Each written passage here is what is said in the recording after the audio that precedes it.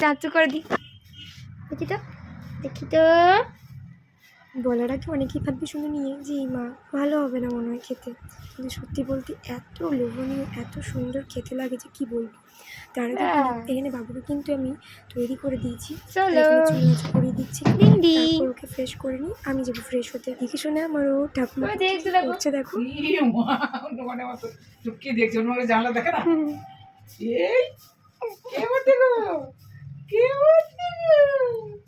চান টান করে বামনি সেজে বামনি বামনি বামনি বামনি মিথ্যে কাছে না আমার জোন করবো। ওরে ওরে বকছি নাকি? আরে যাবো তো পুজো করতে, বকতে হবে করছি না কি বল। বুনুকে একদম বকু করবি না, বুনু কত ভালো। মামাকে দেখ না বকু করে দেবো। এ মামা বুনুকে একদম বকু করবি না, বুনু কাঁদছে, তোর কাণ্ডজ্ঞান নাই রে। বুনু কত ভালো, দেখ জলু খেয়ে নিচ্ছে, চান করে নিল, খাবার খেয়ে নেবে লক্ষ্মী মেয়ের মতো। হ্যাঁ বুনুকে একদম বকু করবি না, বুনু কত ভালো। দেখ না মামা দাদাকে বকে দেবো, ওই দিক থেকে আসুক, এখন তোমার ঘরে গিয়ে চুপচাপ ঘুমো করছে মামা দাদা। মামা দাদাকে যে বকু করবো না। মামা দাদা তো তাই, বুনুকে তো নিয়ে একটু পিঠে চাপিয়ে ঘুরতে পারে, তাও তো করে না।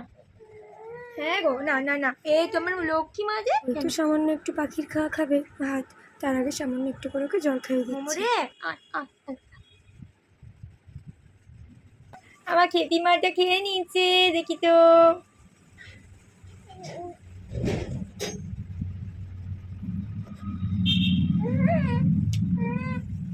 চল চল, হয়ে গেছে, এগুলো পরে যাবো আমি, বেশ পরে।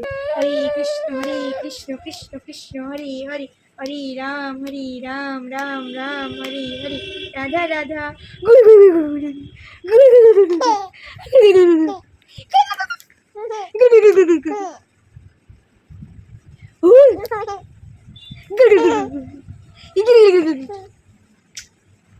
চলো, বাবু হয়ে গেছে এখানে আমাদের কাছে রেডি। ওর তো সমস্ত কিছু কমপ্লিট করে দিলাম, এবার যাবো আমি আমাকে ফ্রেশ করতে। চল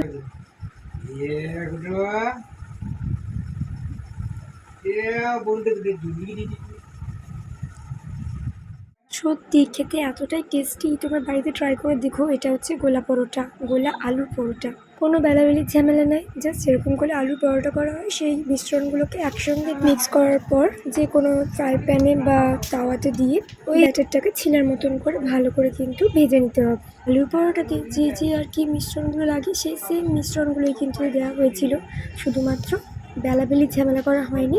তাওয়াতে দিয়ে এটা কিন্তু করা হয়েছে, দেখে মনে হচ্ছে একদম মানে বেলেই করা হয়েছে, কিন্তু সত্যি বলতে এত টেস্টি হয়েছিল, মানে বেলে যেরকম স্বাদ হয় তার থেকে কিন্তু দ্বিগুণ স্বাদ আলো লাগছিল। তোমরা বাড়িতে অবশ্যই ট্রাই করে দেখো, খেতে কিন্তু সত্যি অপূর্ব ছিল। আর তার সঙ্গে করা হয়েছিল ছোলার ডাল, ছোলার ডালটা অনেকটা সেই ওই তরকার মতন করে করা হয়েছিল, তরকা যেভাবে করা হয় সেম প্রসেসে ছোলার ডালটা করা হয়েছিল। খেতে কি লোভনীয় হয়েছিল কি বলবো। আর এই আলুর পরোটার সঙ্গে এই যে তরকার মতন ছোলার ডাল জাস্ট অসাধারণ। আর তার সঙ্গে এই যে দেখতে পাচ্ছ সেদ্ধ চায়ের মতো যে দেখতে লাগছে, সেটা হচ্ছে ওই সামাই দিয়ে বানানো হয়েছিল, যেটা একদম সীতাভোগের মতো তৈরি করা হয়েছিল। সত্যি বলতে এত অপূর্ব লাগে, এগুলো তোমরা বাড়িতে জাস্ট ট্রাই করে দেখতে পারো।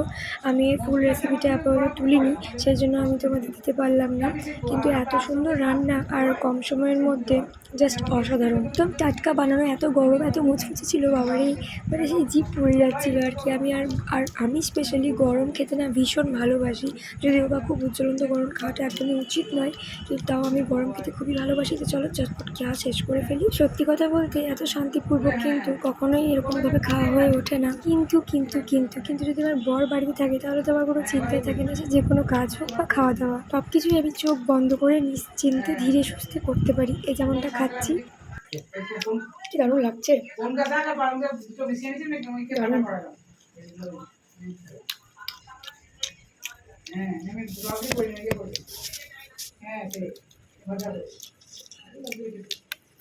এটাও দারুণ হয়েছে বলো।